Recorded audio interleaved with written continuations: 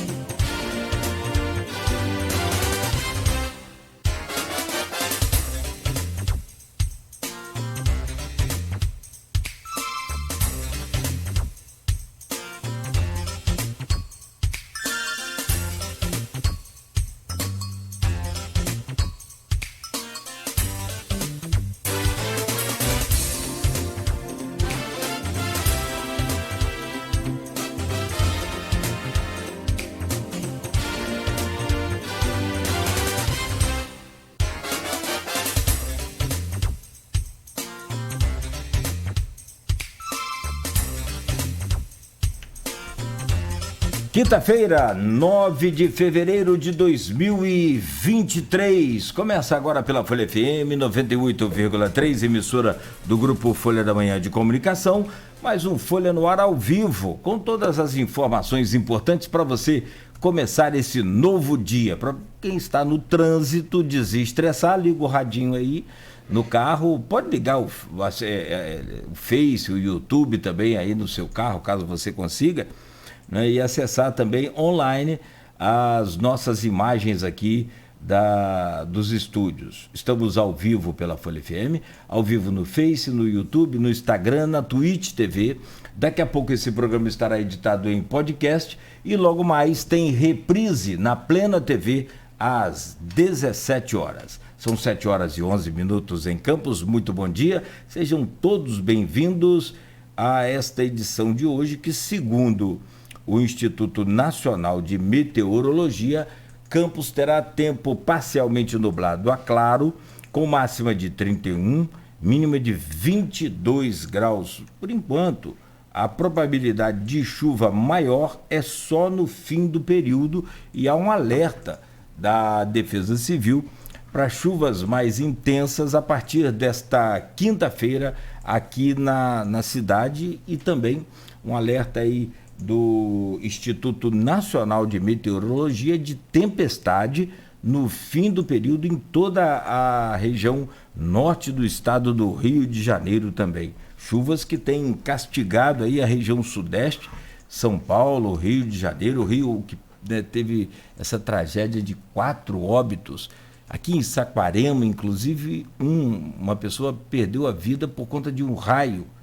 E é de fato muito preocupante né, as defesas civis de cada município se movimentando para manter aí a população alerta nesta condição aí, nessa questão. E aí vale o alerta para os raios também. Não brinca não, porque muitas das vezes você estando numa área aberta, descampada, você acaba virando uma antena.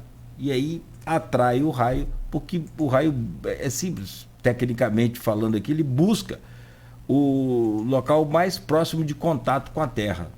Se for uma árvore, muitas das vezes em animais, também em seres humanos. Então, fique atento aí, né, quando tiver tempestade com raios, né, fique ligado. Para Campos hoje o alerta é de chuva forte no fim do período. No programa de hoje com o Rodrigo Gonçalves, nós vamos receber aqui, estamos recebendo 3 convidados para a gente entender um pouco, tentar ouvir tecnicamente desses especialistas de mercado e de consumo e de investimento, os rumos que o Brasil pode ter a partir deste novo governo, a partir desse ano de 2023. Inflação girando na casa dos 5,5%, enquanto na zona do euro, por exemplo, na Europa, a inflação passa de 9%. Vamos entender um pouco mais também dessa, eu não vou dizer guerra, mas dessas declarações do presidente Lula contra o Banco Central, que hoje, desde 2021, é o Banco Independente, né? Foi uma lei aprovada pela Câmara e pelo Senado, e aí o banco se tornou independente para ter ciclos diferentes da política, que é o sonho, acho que de todo, por exemplo, Secretaria de Educação, que é fazer um programa educacional longo. Aí muda o secretário, muda o prefeito, vamos supor, muda o governador, aí muda todo aquele programa de educação. Então, o Banco do Brasil tem essa nova lei desde 2021 e lá tem o Campos Neto. Mas aí também eu vou trazer a questão política. O Campos Neto, que é o presidente do Banco Central chamado independente, foi indicado pelo ex-presidente Bolsonaro. E no dia da eleição votou com a camisa da seleção brasileira. Tudo bem que a eleição foi perto da Copa do Mundo, mas todo mundo sabe também que a camisa da seleção brasileira foi adotada aí pela direita do Bolsonaro, digamos assim, não direita brasileira, mas a direita do Bolsonaro. Enfim, vamos conversar pela ordem alfabética com Antônio Chebab, assessor de investimentos, com o Cristiano Abreu Barbosa, que é diretor financeiro do Grupo Folha da Manhã, e também com o Igor Franco, que é professor de economia da Uniflu e também assessor de investimentos. Vocês só me deem aí um minuto, rapidamente, para poder fazer as manchetes aqui do portal folha1.com.br, e aí sim a gente começa o nosso bate-papo aqui sobre essa economia, sobre mercado financeiro. Por que o mercado fica tão nervoso? Por que o mercado reage mal? O mercado reage bem? A gente quer entender um pouco mais, no final da história, por que o carrinho de compra lá no supermercado está cada vez mais vazio e com o mesmo valor de um mês para o outro a gente não consegue fazer as mesmas compras. Vamos tentar, né, extrair isso aí de vocês. Muito obrigado já pela presença dos 3. São 7h17 no oferecimento de Proteus, Unimed Campos, Laboratórios Plínio Bacelar e Vacinas Plínio Bacelar, cuidando bem de tudo que te faz bem. No portal folha1.com.br, em destaque, Porto do Açu quadruplica a capacidade do T-Multi e dobra a área alfandegada. O terminal multicargas investe na expansão para aumentar a competitividade do Sudeste e Centro-Oeste. Aliás, é outro assunto que a gente pode também abordar, Porto do Açu. Essa semana a gente começou falando aqui sobre o boom lá de Macaé, que está voltando aí aquela fase áurea dos investimentos em empresas onshore, né, e tem, né, esse rescaldo aí que sobra para Campos. Valorização e geração de empregos do Porto do Açu para moradores da região. Show de Leone em Atafona é adiado e acontecerá em nova data, agora em Campos. Chico Machado é nomeado por Castro como secretário de governo. O deputado de Macaé entra no lugar do aliado Rodrigo Bacelar. O Chico, que já esteve aqui conosco neste programa, né, também falando sobre essa questão política aqui da região. Suspeito de produzir pornografia infanto-juvenil é preso em Campos. Alerta para chuva em Campos e Macaé para esta quinta-feira, conforme a gente já falou. Edson Batista é convocado para assumir vaga deixada por Tiago Rangel, que assumiu a sua vaga de deputado estadual. Novo trecho da 28 de março será interditado nesta quinta-feira para obras.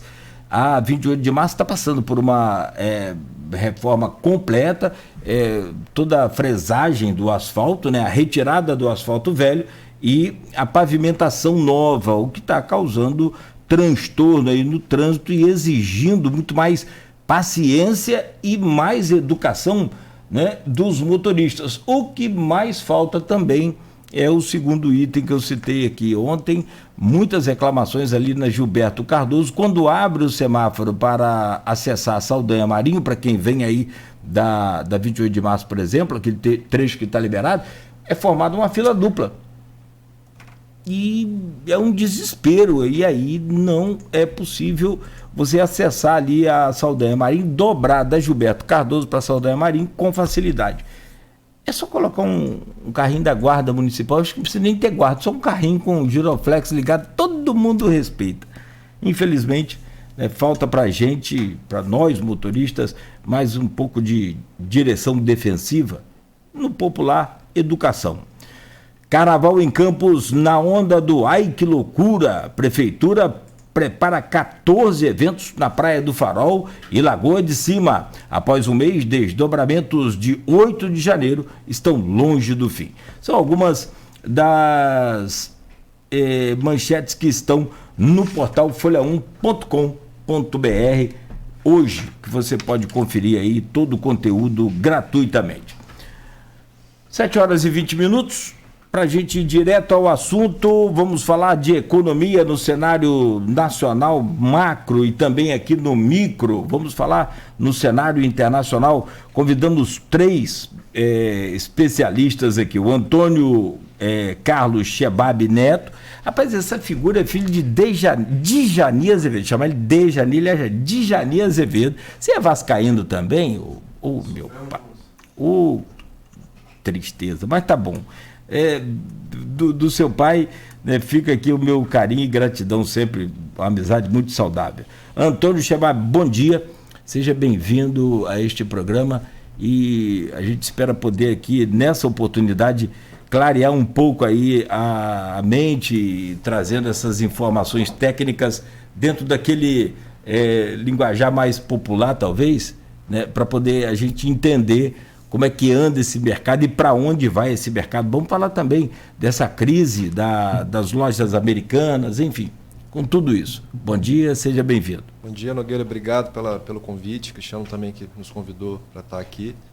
É um prazer para a gente falar um pouquinho aqui de forma clara, popular e objetiva como que a gente pode sofrer com essas mudanças todas políticas e econômicas a nível mundo que recaem sobre todos nós aqui. Perfeito. Pela ordem alfabética, deixa eu trazer o bom dia do Cristiano Abreu Barbosa, que é diretor financeiro do Grupo Folha da Manhã e tricolor também. Até falei ontem aqui que eu estava rindo, mas aí quando eu fico nervoso eu começo a rir, que o Al-Hilal desclassificou o Flamengo do Igor. Igor tá com um braço fortão aí, então você me segura aí, você me garante aí. Aí eu fui falaram assim... Nogueira, abre o olho que a Luísa está voltando, hein? Aí outra pessoa lembrou, não, Nogueira, mas tem Cristiano para te defender. Você segura a barra aí, Cristiano. Bom dia, seja bem-vindo.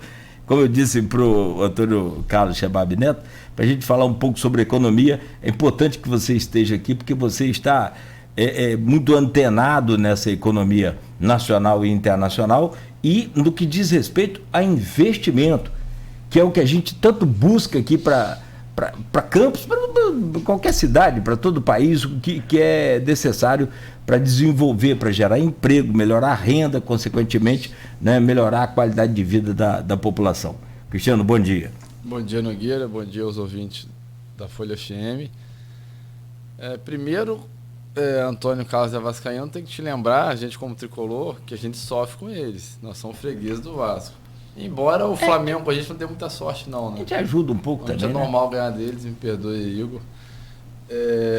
Então, a ideia é trazer, eu, longe de ser especialista, né, sou administrador de empresas, tenho preocupações com o futuro da economia do país, da região, do estado, da cidade, porque isso impacta diretamente as nossas empresas.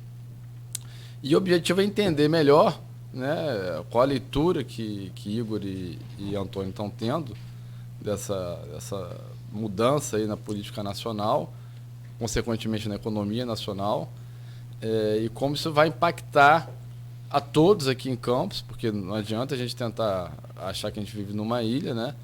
As mudanças da economia nacional impactam diretamente no bolso de todo mundo, o que a gente pode comprar, o que a gente pode investir. Então, procurar entender deles que cenário está se traçando, quais são as expectativas que estão sendo criadas. E também falar sobre algumas coisas que estão acontecendo, como o caso da loja americana, até o Antônio lembrou aqui mais cedo antes, de um caso novo da Light, que eu estou até curioso para saber qual é, mas aí no decorrer do programa a gente vai debater todas essas questões. Eu falo da sua presença como especialista, talvez não do mercado financeiro, que isso aí é muito mais técnico, mas representando aqui a classe empresarial, que é justamente o que você falou, para tentar entender e para você direcionar que norte você vai, né, que rumo você vai tomar. Cristiano, é muito complicado essa coisa de política social, política fiscal e política econômica. Conciliar esses três aí, eu vejo o Lula tentando fazer a política social dele, e aí entra em confronto com a política financeira, econômica. Não, sim, mas essa que é a grande questão. Não há um entendimento por causa da questão das ideologias, supostas ideologias, que eu questiono muito, que a política fiscal e a social são diretamente ligadas. Não tem social sem fiscal. Então, há um entendimento incorreto dessa questão, mas nós vamos debater ao longo do programa. Aí. Vamos lá. Deixa eu trazer o bom dia do Igor Franco, professor e assessor de investimentos, professor da Uniflu de Economia.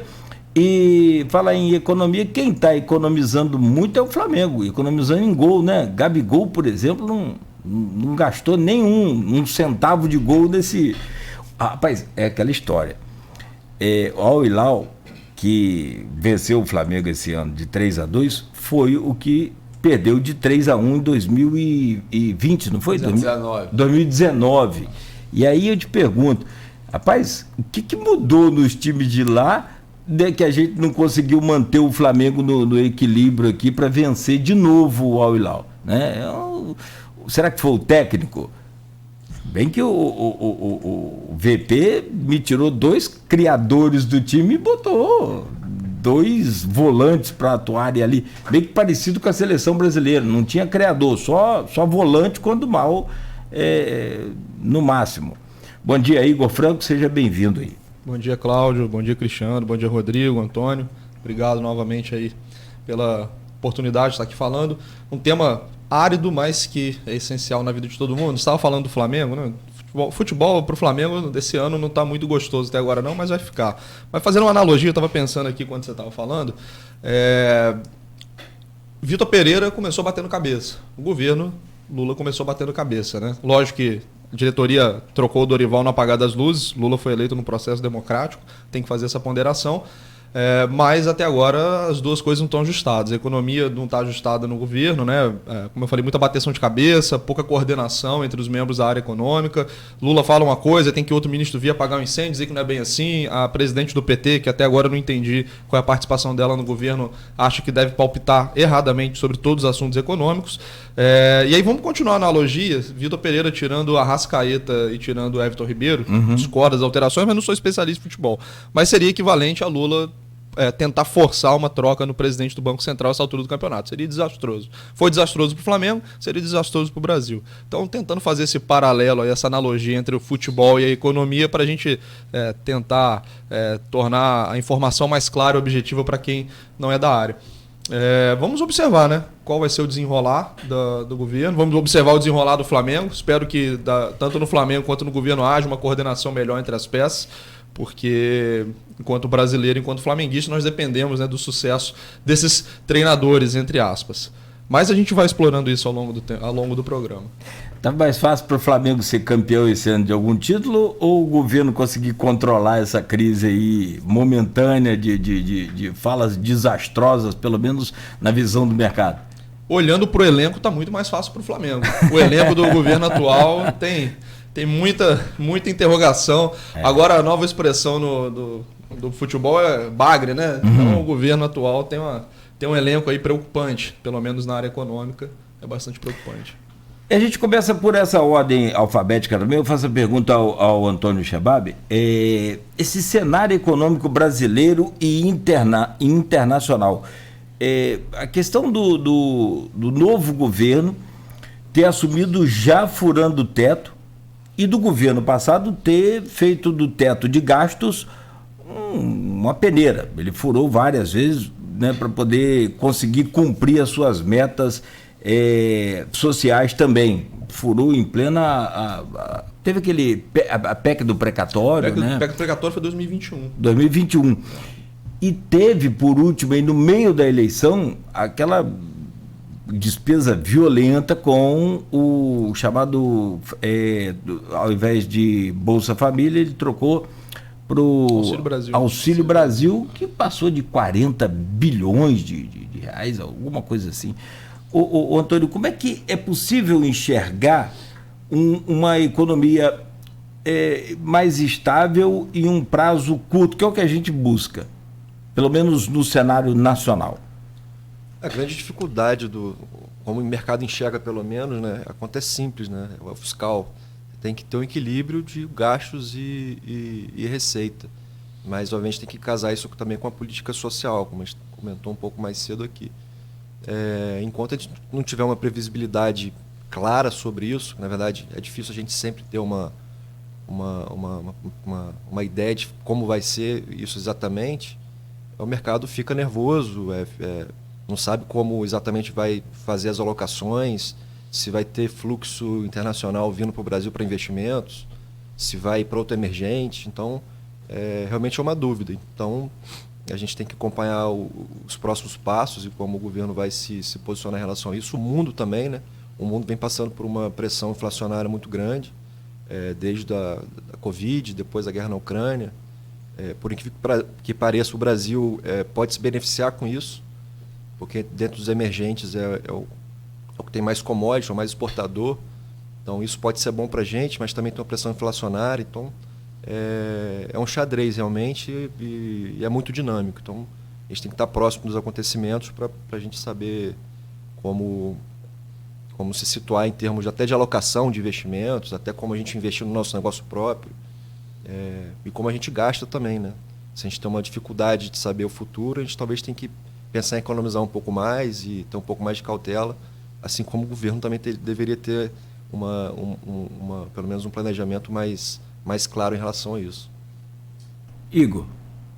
Acho que, pegando o gancho que o Antônio falou, o grande X da questão para o mercado, para os agentes financeiros, a gente fala assim, mercado são todos agentes econômicos, tá? Os agentes principalmente tomam decisões de investimento, né, que poupam o seu dinheiro e vão aplicar o seu dinheiro, mas também as pessoas que tomam a decisão de gastar. Então, quando a gente fala mercado é o apanhado das milhões de pessoas que compõem a economia. Quando a gente fala, o mercado foi para um lado, foi para o outro, é justamente assim, a média desse movimento, tá? E o mercado, a tomada de decisão econômica, ela é sempre uma tomada de decisão probabilística, na incerteza. Então, assim, você nunca sabe exatamente qual vai ser o preço da comida no supermercado daqui a 2, 3 meses, você não sabe exatamente qual vai ser o comportamento da economia daqui a X períodos de tempos. E essa quantificação da incerteza é que é o que move, né, a tomada de decisão do agente econômico. Quando um cenário internacional mais turbulento, um cenário local mais turbulento, ele dificulta esse processo de tomada de decisão, a gente vê esses comportamentos mais abruptos. O mercado reagiu mal, o mercado reagiu bem. Nada mais é do que a tentativa de fazer a leitura desses movimentos. Então, quando o governo fala que talvez não tenha independência do Banco Central, quando o governo fala que ele vai gastar mais X% de PIB na economia, bom, os agentes econômicos eles vão tentar antecipar esse movimento, né? Então, por exemplo, um empresário que ele está vendo que os preços estão subindo, ele não vai esperar o mês seguinte para remarcar preço, ele vai remarcar preço agora. Por outro lado, se ele vê que a economia está crescendo, ele não vai esperar chegar ao final do ano para ver lá, subiu o PIB 3%, agora eu contrato funcionário. Ele percebendo isso, ele aumenta a contratação e assim a dinâmica da economia. Então é basicamente a gente tentar quantificar essa incerteza, né? Então quando a incerteza ela é mais elevada, o mercado ele tende a ter reações mais abruptas. As pessoas tendem a ter uma reação mais exacerbada na incerteza. O grande papel do governo é tentar reduzir a incerteza econômica dentro de um país. E aí vem essa questão de tentar de compatibilizar, né, o gasto social, a política fiscal, a política monetária.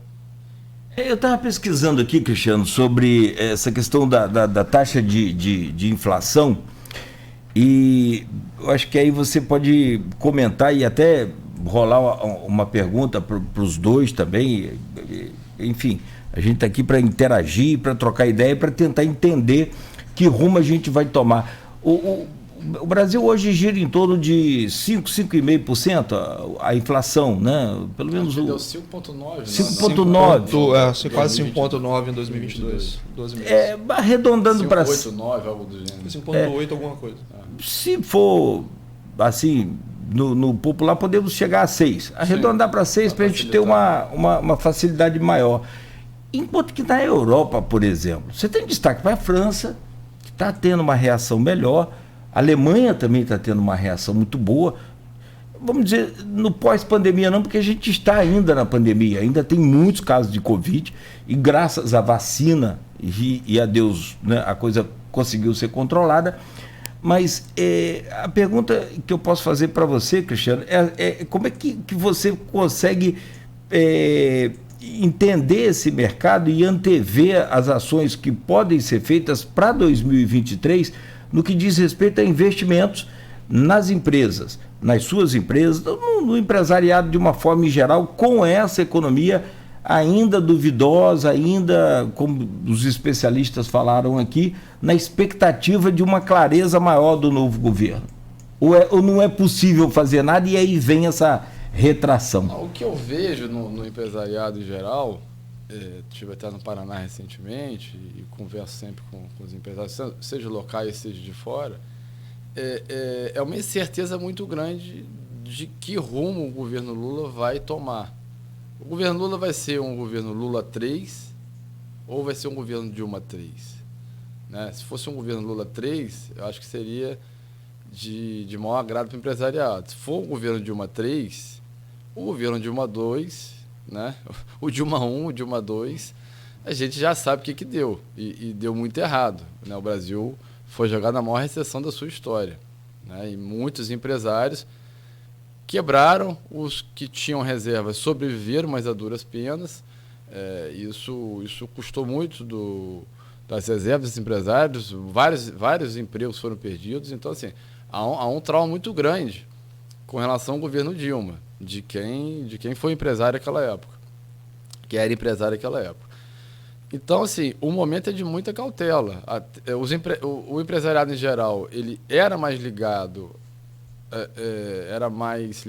à direita, era mais conectado ao governo Bolsonaro, né? Torceu pelo governo Bolsonaro, falando claramente. Não que eu tenha torcido pela reeleição do Bolsonaro, né? Mas era mais ligado ao Bolsonaro. Então, desde que houve a vitória do Lula, que era bem previsível aquela vitória do Lula aí, dada a rejeição do Bolsonaro, o empresariado por si só ele já ficou com a expectativa menor, porque criou a esquerda vai ganhar e aí o país vai acabar, vai voltar ao comunismo, aquelas teorias, né, conspiratórias bizarras. Mas, dado que o Lula ganhou, a expectativa é como vai ser esse governo. E Lula ganhou a eleição, a bem na verdade, com um cheque em branco na economia. Em momento nenhum da campanha, ele disse claramente o que ele ia fazer na economia. Né? Ele se colou ali no passado dele, do governo bem-sucedido Lula 1, Lula 2, né? Da rejeição do Bolsonaro, usou isso para se eleger. Mas a economia era um grande mistério. Né? Foi dado pelos eleitores, de forma democrática, um cheque em branco a Lula para ver o que ele ia fazer na economia.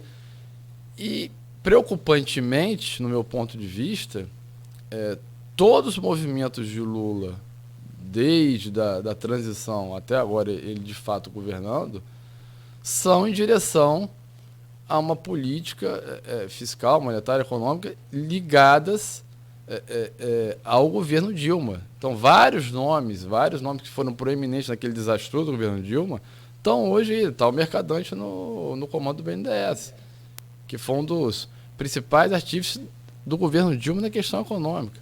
Então, assim, não se sabe o que ele vai fazer. Então, o que eu sinto do empresariado é um momento de muita cautela.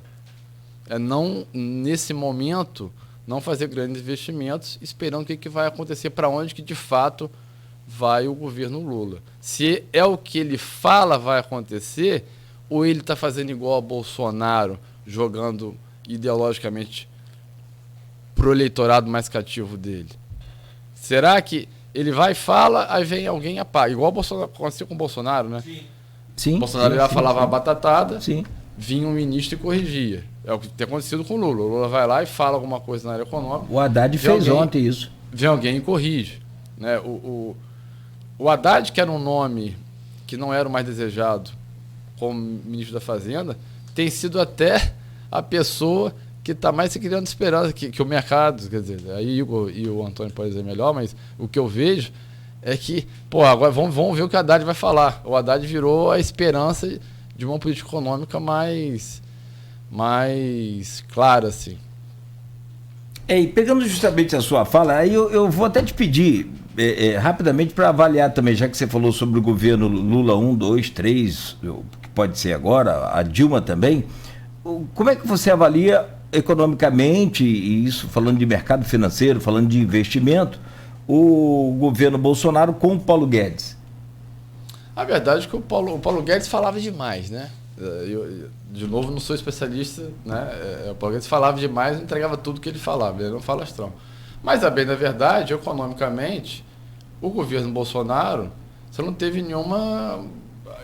Ele enfrentou uma pandemia, logo depois enfrentou a guerra da Ucrânia, e ele fez o dever de casa, né? Na parte econômica, fez o dever de casa. O grande problema do Bolsonaro não era na parte econômica, era em outros aspectos, né? Inclusive na área de saúde, área ambiental, né?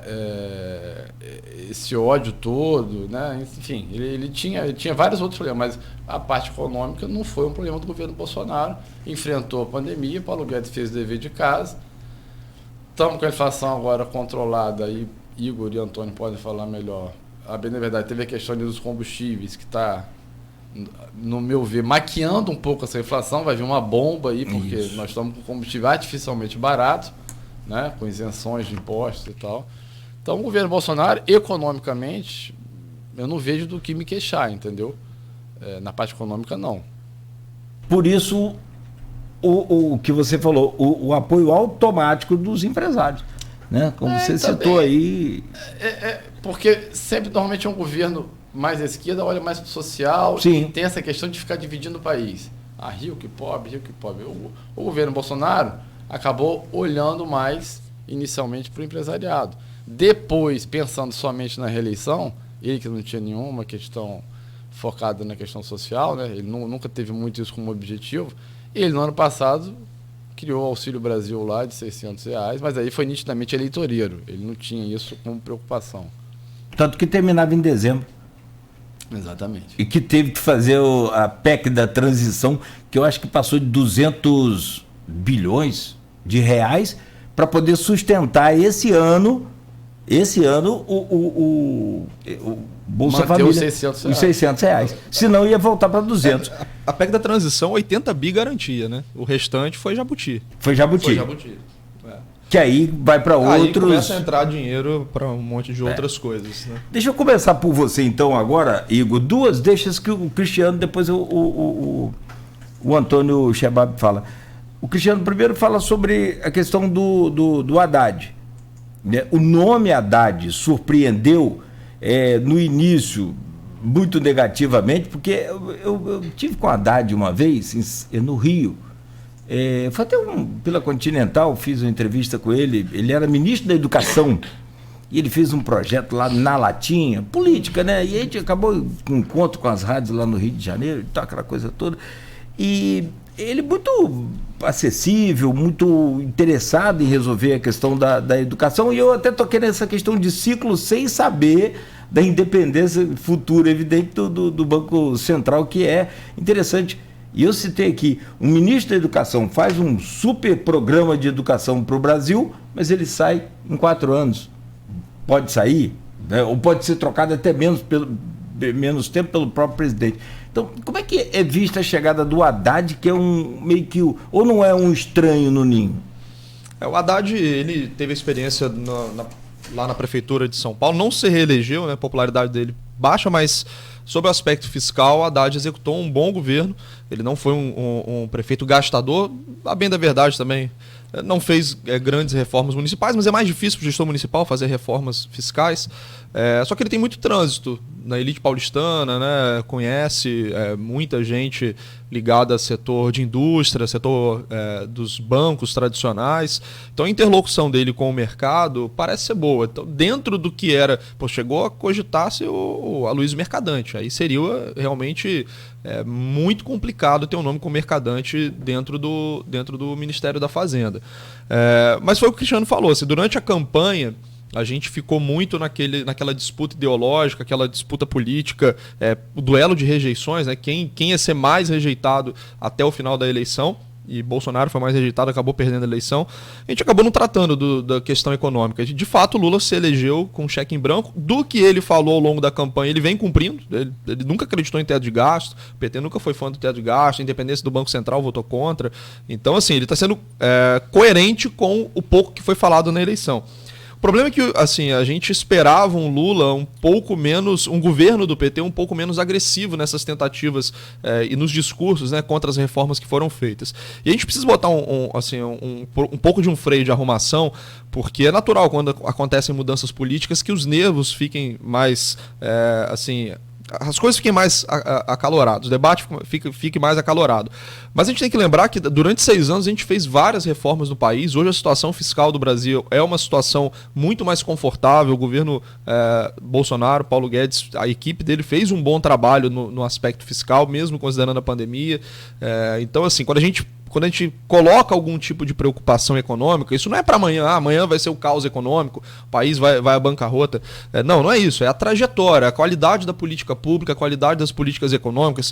O Brasil não vai virar Venezuela, não vai virar Argentina. A Argentina está num processo de deterioração há 50, 60 anos. Venezuela está pelo menos 30 anos num processo de deterioração muito acelerado. O Brasil é um país muito diferente desses outros dois, é um país continental, 200 milhões de pessoas, economia muito diversificada, forças políticas controlam setores diferentes do país, então você não tem uma hegemonia política que permitiria, por exemplo, Lula fala contra a independência do Banco Central, isso vai acabar então a independência. Não é assim. Hoje, pelo que consta, não existe clima político nem para chegar a votar isso, quanto mais para aprovar. Então a gente tem que ter um pouco de cautela também, para não entrar numa preocupação exacerbada, porque o Brasil ele tem uma vocação muito grande para criar os próprios problemas, mas a gente não costuma derrapar e ir ladeira abaixo, né? Então tem que ter também um pouco de tranquilidade para saber dosar o que é preocupante, né? E o tamanho dessa preocupação, para que a gente não se deixe levar para emoção. Nos investimentos, inclusive, né? A pior coisa que a gente pode fazer é atuar com euforia ou atuar com pânico,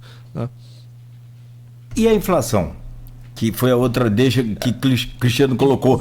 E você pode comentar também, Antônio, Igor, a questão uma coisa importante que tem um gatilho aí mirado basicamente para nós, né?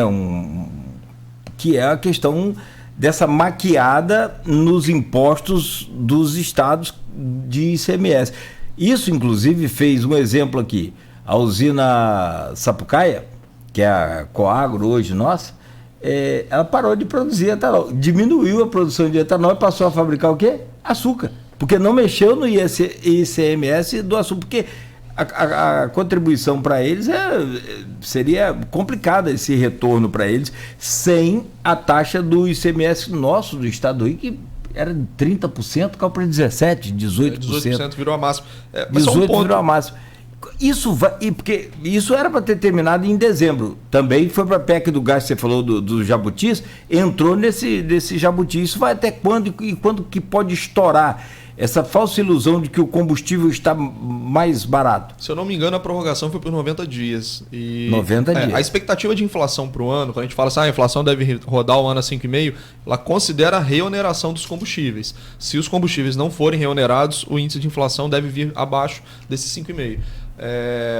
Mas aí cabe aquela máxima do Ronald Reagan, se eu não me engano, que falou que não existe nada mais perene do que um programa temporário de governo, né? Então, o governo, você reonerar os combustíveis é mais complicado do ponto de vista político, né? Mas vou deixar o Antônio comentar essa... Só sobre a questão da autonomia do banco que você falou, o Pacheco declarou, o presidente do Senado, disse que Campos Neto é homem preparado e de bom trato, né? Então já dá meio que também uma tranquilizada, por outro lado, no mercado.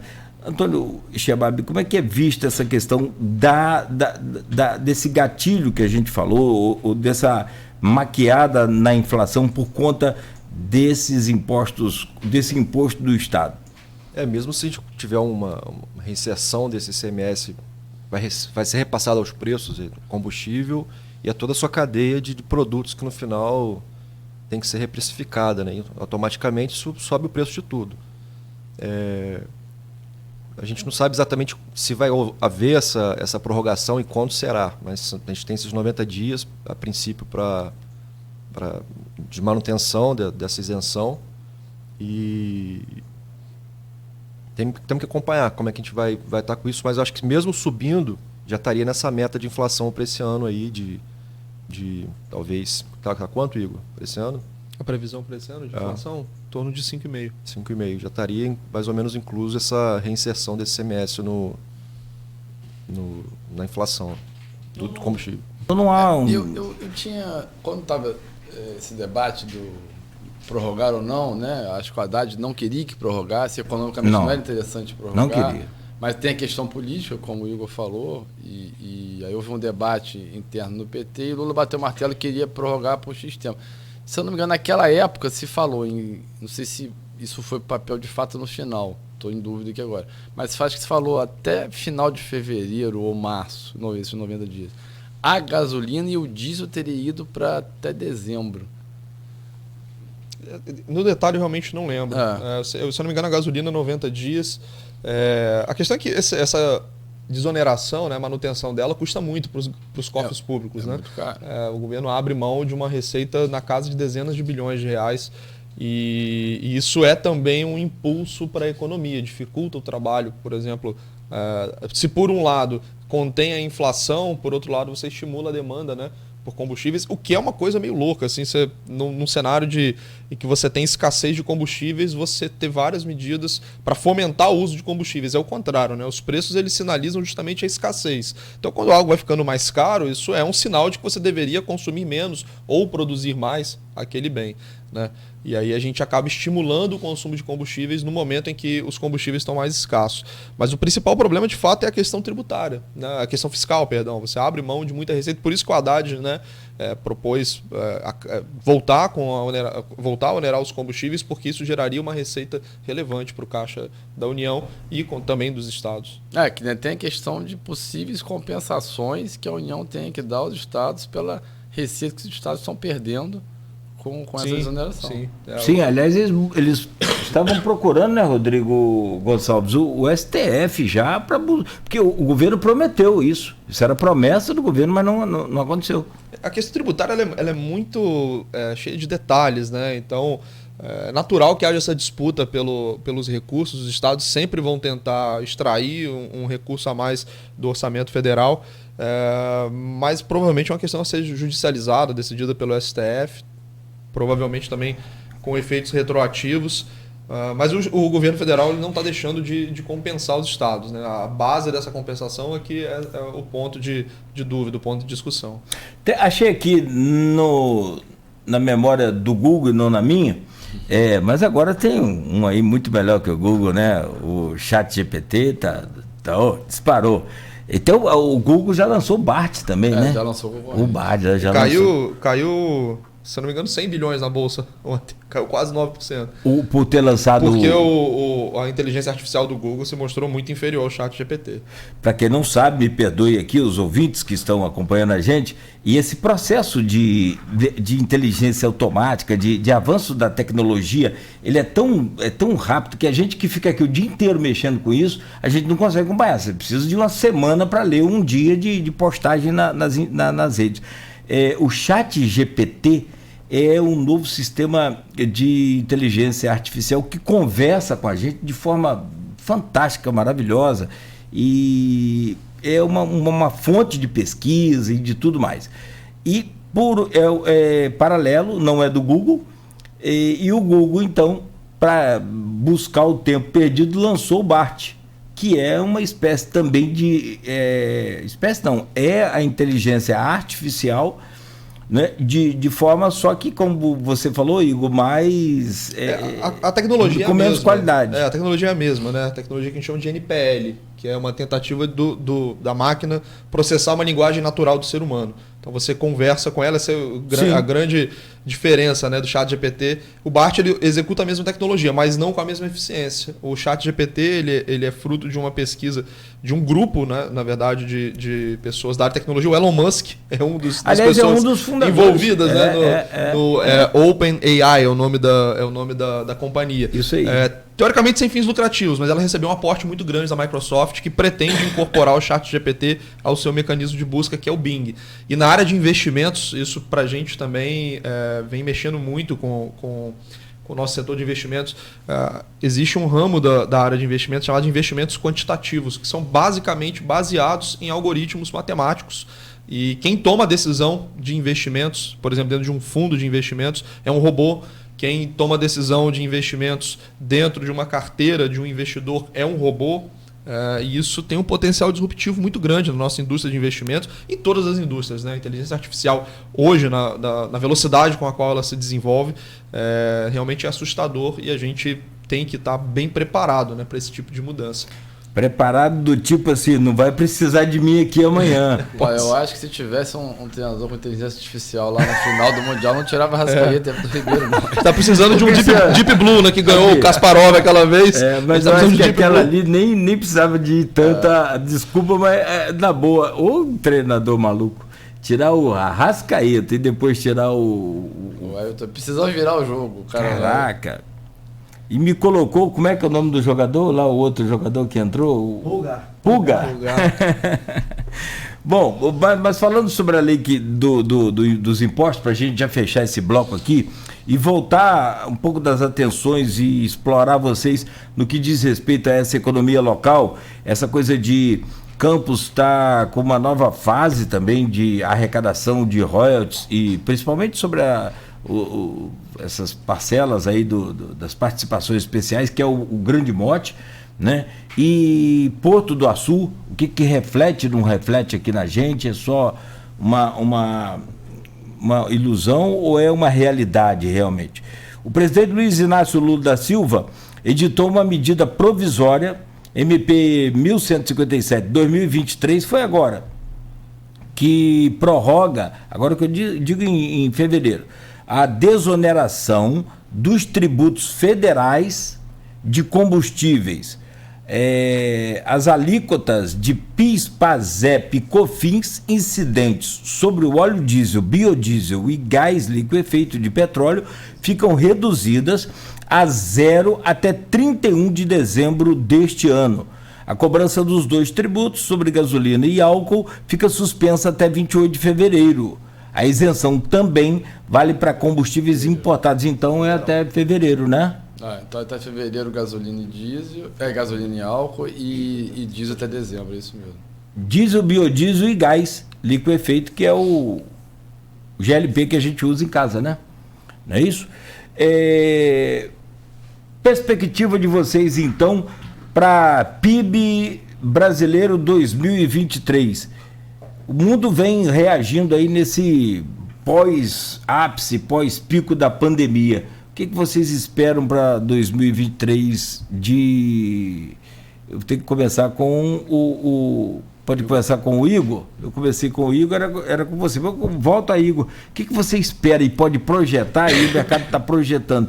Parece que não muito diferente de 2022. Eu acho que não, vamos ter uma desaceleração. 2022 surpreendeu positivamente. A gente iniciou o ano achando que o crescimento ia ser bem ruim, mas a gente teve uma surpresa muito boa, principalmente pela parte das commodities, o mercado de trabalho muito resiliente também, muito acima do que a gente imaginava. A gente conseguiu baixar o desemprego para níveis pré-pandemia, abaixo, né, do pré-pandemia. Então o mercado nacional ele teve um desempenho muito positivo em 2022. Mas para 2023, provavelmente, e já há sinais disso, né? As leituras mais recentes de atividade econômica já indicam uma queda na atividade, o que é natural, considerando o choque de juros que a gente sofreu, né? Os juros subiram muito rápido, e isso naturalmente esfria a atividade econômica. E além disso, a gente tem uma dificuldade crônica aqui no Brasil de crescimento, né? A gente passou por um período de bônus demográfico que se estendeu lá na década de 70, 80, 90, anos 2000. Esse bônus demográfico ele passa a se exaurir e a gente começa a depender do aumento de produtividade da economia. Essa é a grande armadilha que a gente tem no Brasil. A produtividade da economia é muito baixa. Então a nossa capacidade de crescimento econômico, o nosso potencial de crescimento, que a gente chama de PIB potencial, ele acaba sendo baixo. Por isso é tão importante a gente ter reformas como uma reforma tributária, uma reforma administrativa, reformas microeconômicas que favoreçam o ambiente de negócios aqui no Brasil, formação e manutenção de um mercado de capitais mais ativo, porque de fato a gente precisa de instrumentos para crescer economicamente, senão a gente vai acabar envelhecendo enquanto população e não vai conseguir ficar rico, né? Conforme essa pirâmide etária ela vai modificando a sua forma, né? Inicialmente você tem muita gente nova e ela vai exatamente como uma pirâmide, né? As pessoas mais velhas compõem uma parcela muito pequena da população. O país vai envelhecendo, essa pirâmide ela começa a virar quase um retângulo em pé. E aí você tem gente muito mais velha, naturalmente, até por questões físicas, a capacidade laborativa é menor, e aí o PIB ele começa a crescer potencialmente bem mais baixo do que períodos anteriores. Então a gente vai ver uma desaceleração do PIB tanto por choque monetário, né, esfriando a economia, quanto por questões de produtividade da economia brasileira. E o ambiente internacional ele permanece muito desafiador.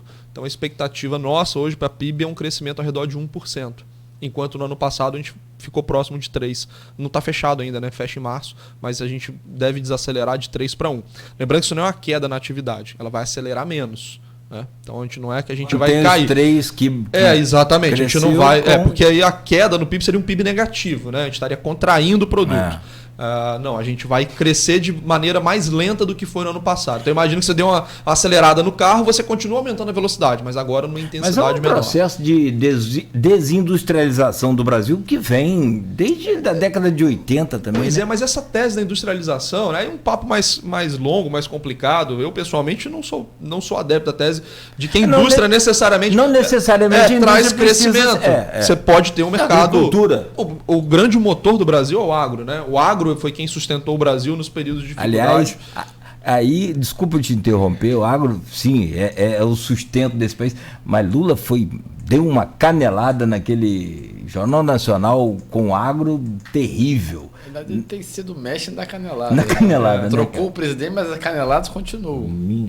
Só mudou o alvo, né? Só está mudando o alvo da canelada. Acabou o cercadinho. Mas em compensação, Lula... que ele chamou, acabou se empolgando com uma pergunta, acho que foi da Renata, né? Do jornal, né? Acho que repercutiu muito mal. Né? Repercutiu muito mal e ele... Foi uma resposta muito agressiva, que não cabe no presidente. Falar de forma agressiva com qualquer parcela da população, né? O Brasil é um dos maiores produtores de grãos do mundo, né? De soja, feijão, arroz e tudo mais. E isso não reflete bem, né? Commodity em geral, né? Não apenas do agro, mas minério, petróleo, A gente tem um potencial muito grande de continuar ter um crescimento a nível mundo, né? A gente tem visto até a níveis mundiais isso, o Brasil o mundo olhando o Brasil como uma oportunidade nos emergentes. Porque quando você tem juros mais altos no mundo todo, os grandes fundos, os grandes fundos de pensão, de alocação, eles têm que fazer esse movimento de fluxo. E a gente conversa com muitos gestores de fundos aqui no Brasil e eles têm uma parcela muito otimista em relação a isso, justamente por conta da gente ser um país exportador e dentro dos emergentes a gente não ter gente parecida com a gente, né? No desenvolvimento que a gente está atualmente. Então, tem gestor que fala assim, falta muito pouco para a gente ver um fluxo muito grande entrando no Brasil de capital. A gente já viu isso aumentando desde o final do ano passado para cá, inclusive. Então tem boas perspectivas também dentro de um cenário duvidoso que a gente tem internamente, se a gente olhar só o político aqui local, mas o gringo ele olha para o Brasil ainda com bons olhos e com muita oportunidade. Só um ponto, Cláudio, quando a gente conversa assim, com pessoas que são responsáveis pela gestão dos fundos de investimentos, né, onde tem a grande fortuna da população mundial está em fundos de investimentos, e aí você vê muitos gestores falando o estrangeiro ele quer um motivo para poder aplicar o dinheiro no Brasil. A gente só precisa dar um pequeno motivo, porque vontade ele tem de colocar esse dinheiro aqui. O dinheiro dos países emergentes ficava na China, ficava na Rússia, Índia, ali no leste da Europa, México, América Latina, e você vê esses países, né, a maioria deles, tirando o México, Turquia também é um outro país que está dentro da classe dos emergentes. Esses países têm problemas muito mais graves que o Brasil. É porque a gente aqui, obviamente, está aqui inserido nos nossos problemas, nesse clima político já belicoso há muito tempo, e a gente tende a superdimensionar. Os problemas desses outros países, eles são muito mais graves que os nossos. Passam por guerras, uma desorganização econômica muito maior. A gente pega a Turquia, né? A Turquia, o presidente trocou três banqueiros centrais. E a Turquia está com a inflação totalmente descontrolada. Né? E agora teve esse terremoto para piorar a situação. Até para receber ajuda internacional, os países preferem direcionar para as ONGs turcas, ao invés de passar pelo próprio governo. O governo é um governo muito autoritário, né? Então a gente tem o Erdogan, ele é um autocrata. Então assim, esses países têm muito mais problemas que a gente. Então o Brasil ele se destaca, a gente chama isso de desempenho relativo. O desempenho relativo do Brasil, por mais que a gente tenha as nossas dificuldades, ele é muito superior ao dos outros emergentes. Então se a gente fizer o nosso dever de casa, dá para fazer política social, dá para poder incentivar crédito subsidiado de maneira dosada. Então, assim, dá para cumprir o projeto. Afinal de contas, o governo foi eleito, ele tem a sua pauta, é legítimo que ele proponha as suas pautas. E dá para fazer esse tipo de coisa sem a gente trazer assim, políticas econômicas muito ruins. Né? A qualidade da política pode ser boa. E se a gente fizer isso, tem um caminhão de dinheiro que está disponível para entrar. Agora, inclusive, pós-pandemia, né? A gente vem num movimento recente muito positivo, né?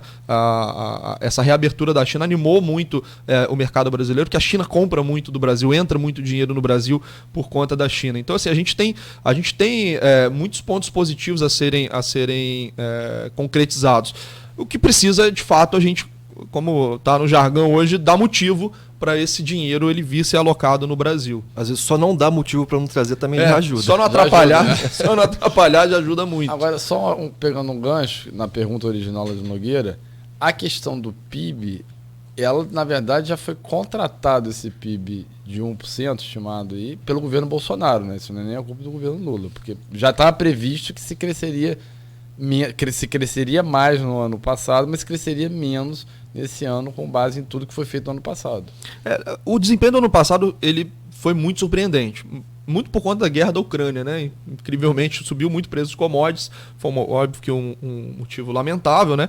Mas teve uma grande influência, além da resiliência. A tese hoje, assim, estudos estão sendo conduzidos, mas existe já um certo consenso econômico, né, na discussão acadêmica, de que o emprego resiliente é fruto da reforma trabalhista de 2017. Então a reforma de fato conseguiu melhorar o ambiente do mercado de trabalho e isso tem gerado ganhos consistentes no mercado de trabalho. Mas grande parte desse crescimento veio pelo aumento do preço das commodities causado pela guerra da Rússia e da Ucrânia. Antônio. Então esse desempenho do ano passado ele surpreendeu, e o crescimento do PIB no curto prazo, ele de fato tem dificuldade do governo conseguir mexer no PIB desse ano, né? E esse crescimento ele já estava meio que contratado, mas meio que pela dinâmica da economia, né? O que a gente chama de carrego. E o PIB é uma medida estatística, então você tem algumas questões estatísticas envolvidas, a gente chama de carrego estatístico, isso que esse empurrão que vem do ano passado para o ano seguinte, né? Mas de fato já estava meio que no radar, desde o ano passado a gente já falava dessa desaceleração do crescimento, mas porque, novamente, 3% é bom, não é o que a gente precisa, mas é um bom crescimento para o Brasil, mas não é o crescimento natural do Brasil. Infelizmente, hoje, quando a gente olha para todas as variáveis econômicas, a gente sempre tem uma expectativa de crescimento mais baixa para o Brasil. Não é o que a gente precisa enriquecer. Existe uma conversa, eu falo isso muito em sala de aula, né, com os alunos. O Brasil é um país rico. Eu acho que eu já falei isso aqui também. O Brasil não é um país rico. O Brasil é um país de renda média. Se você pegar a riqueza do Brasil e dividir por todo mundo, fica todo mundo ali na meiuca, né, para baixo ainda. Então a gente precisa enriquecer. A gente precisa gerar mais PIB, a gente precisa gerar mais riqueza. Não há nenhuma história no mundo de crescimento e enriquecimento econômico que não tenha passado por crescimento de produtividade. Então a gente precisa aumentar a produtividade da economia, precisa conseguir produzir mais, porque essa é a única chave para o enriquecimento da população. Vou deixar uma pergunta para conectar aí, deixar um fio para o próximo bloco. Já são 8h08, tem que fazer um intervalo. Como fazer a economia crescer? Como aumentar a produtividade com a taxa de juros Selic 13,75%? Vocês me respondem aí, até o Cristiano como empresário, vocês como especialistas aí do mercado financeiro. Tem algumas perguntas aqui, várias lá no grupo também, no Face. O Renato Carvalho deixa aqui uma. Vocês acham que será eterna essa política de atrelar o preço de vários produtos do nosso consumo básico ao dólar? Não é começar um jogo perdendo de 5-0, já que nós ganhamos em real e gastamos em dólar? Uma outra também aqui, o Wellington Abreu coloca sobre... O Wellington Abreu é o subsecretário de Petróleo e Gás de São João da Barra. Ele coloca aqui até no privado sobre a questão do que a gente chegou a comentar aqui mais cedo, né, Rodrigo? Que é da pirâmide, criptomoeda, investimento nessa coisa toda aí. E em que a reforma trabalhista gerou empregos? É o que João da Costa Cunha está perguntando.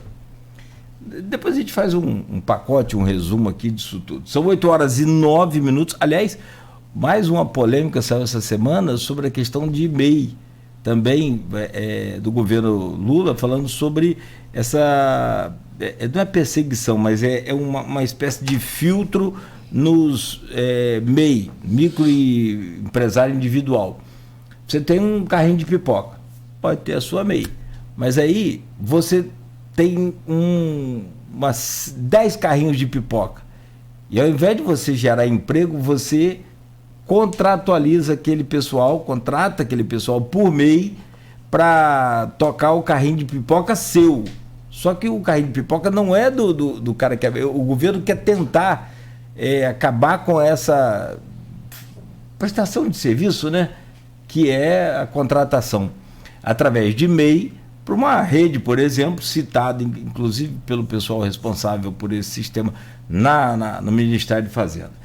A gente volta a falar sobre isso. O mercado financeiro ainda é destaque, e aí a gente traz a coisa para o cenário local também, que é para falar do desenvolvimento de Campos, os desafios aqui da nossa planície Goitacá. São 8h11 em Campos. Nós voltamos em instantes no oferecimento de Proteus, Unimed Campos, cuidar de você.